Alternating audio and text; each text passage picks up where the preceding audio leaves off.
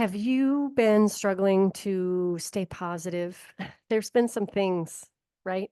Our external circumstances in the news that might have darkened your day or your week or your month.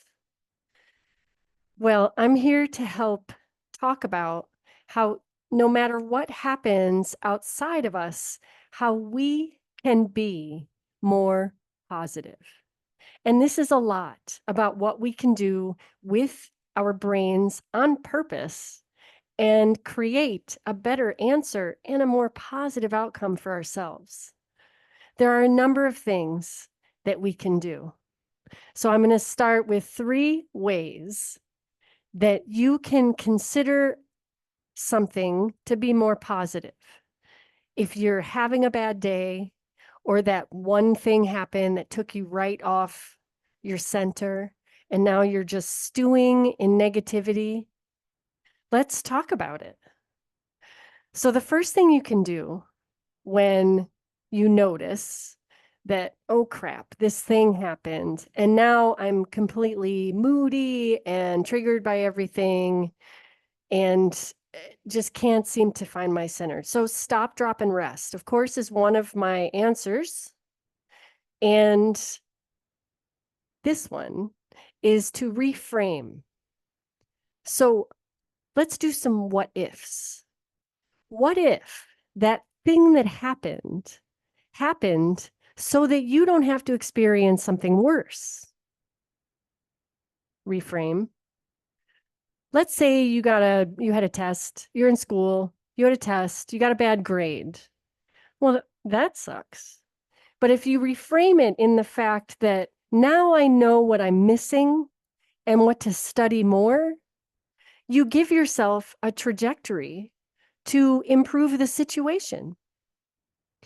If something at work happens, is that not an open opportunity to work on yourself? Yes. So reframing the terrible, the awful, the difficult into gratitude or into, wow, I didn't know I needed to work on that. And a message that you could then take to improve yourself, that's huge. And then to focus on improving ourselves versus I'm going to take that information and I'm going to beat myself up with it and rail myself down to the ground with it over and over and over again and just not help any motivation, not help any positive feelings. No. And as I've said before, it's a choice. So you take that situation and you reframe it. You find that little window of what could be good about it and look inside. And if it's something that could be taken personally, maybe number 1, you don't need to take it so personally. But number 2, well, is it something really that you could work on? The second thing you can do with that terrible, awful situation is you can assume the best outcome. It ties into reframing. But let's say you're stuck in traffic. Well, we've heard this before, right? This isn't new. Well, being stuck in traffic might have saved you from a terrible car accident. It might have saved you from something else that could be much worse than sitting in traffic. And what can you do with that time when you're sitting in traffic? An ebook, call whoever you might be running late for and let them know. And just, oh, well, this is life. We can't control everything. And accepting that helps us to reframe, helps us to assume the positive outcome. With the law of assumption, that as far as I understand comes from Neville Goddard, that law of assumption says whatever you assume is probably going to come true, which ties into our quantum thinking process that thoughts are things, words mean something, and you matter that much. So think about that. And the third thing, again, these tie together pretty well. It's almost like a step by step. First, you reframe, then assume the best outcome, and then go from there. So when the outcome isn't what you wanted, we go back to the top. We reframe, we assume the best outcome, and we act as if. So that's number 3. We act as if we have the best outcome. And then we come back to that outcome didn't turn out the way I wanted. We reframe, go back to the beginning. Okay, so I planted this seed. It didn't come out the way I wanted. I have 2 choices. I can go down the rabbit hole of poor me. Oh my God, it didn't work out. And I can just create that momentum that is negative and taking me down a rabbit hole and distracting and not very motivating and all the things that come with that. Or I can choose to reframe, see it better, and move forward from that perspective. And remember, neurons that fire together, I say this a lot on my channel. Neurons that fire together, wire together. So if we spend our time repeating the negative, repeating to ourselves, speaking badly to ourselves, speaking badly to others, speaking badly about the world, listening to the news and allowing a lot of that in too, we are creating momentum of more negativity. If we stop, drop, rest, reframe, rethink, assume the best outcome, and act as if, we're creating momentum for all of the amazing, potentially positive possibilities that we can have.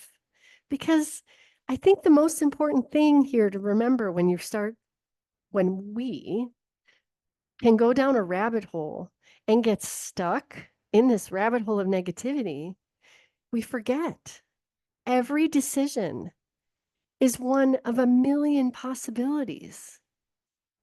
You can decide not to tie your shoes today, and that will have its own outcome. It might not be great. You might fall down.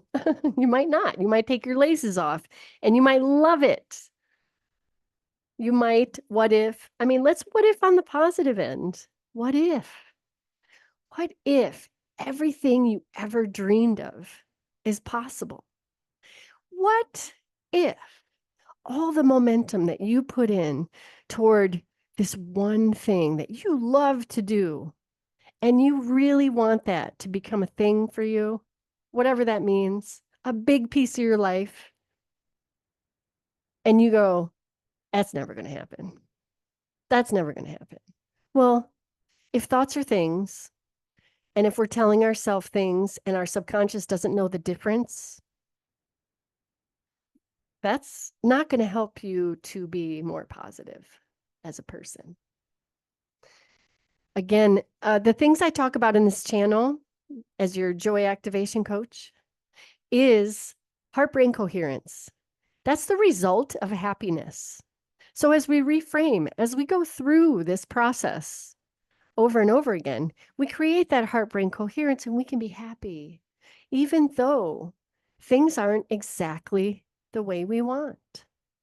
But we know we're working on creating the momentum to get to where we want, to have the things we need and want. It's desire, right?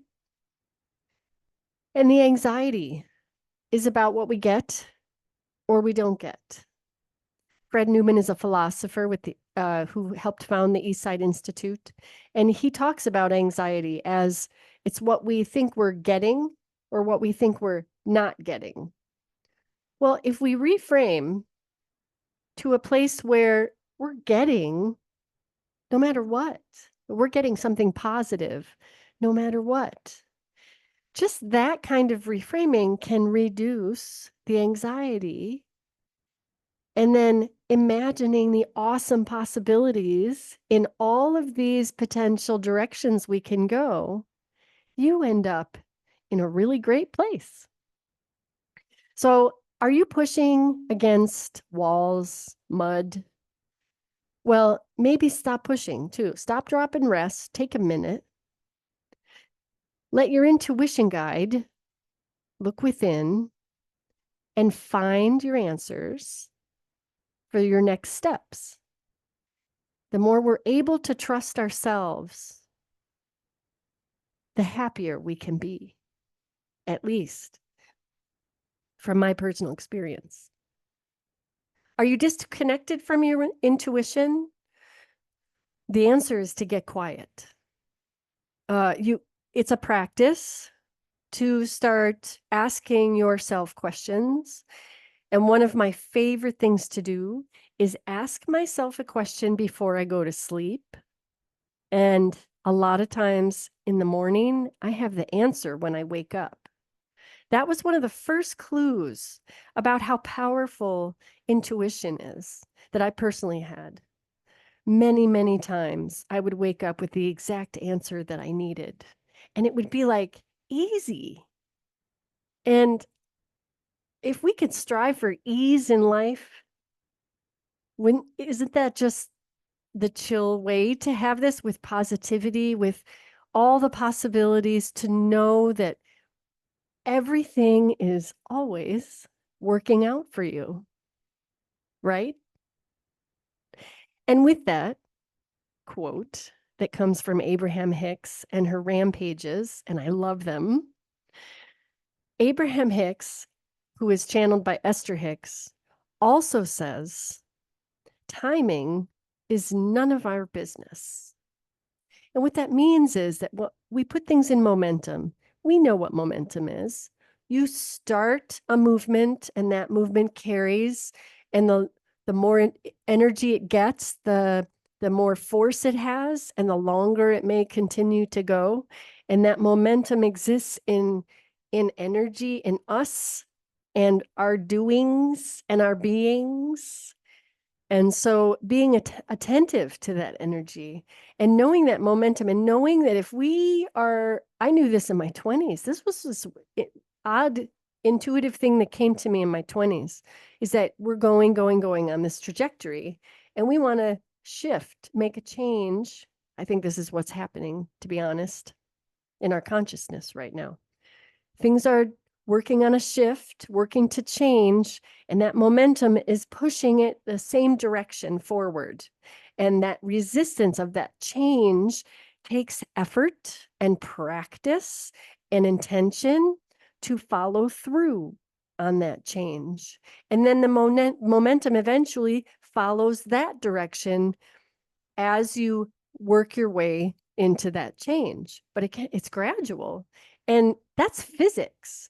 And if that's truly real physics, and we have a real sense of quantum physics inside of us, then it actually makes sense, I will say.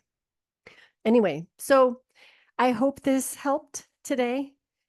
And it's just some of how I think about things. This is how to be a happier person.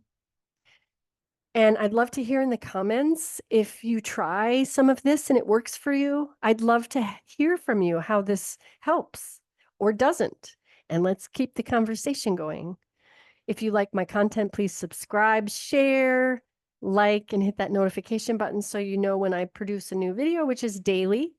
And I'll see you tomorrow. Have a wonderful day. Bye.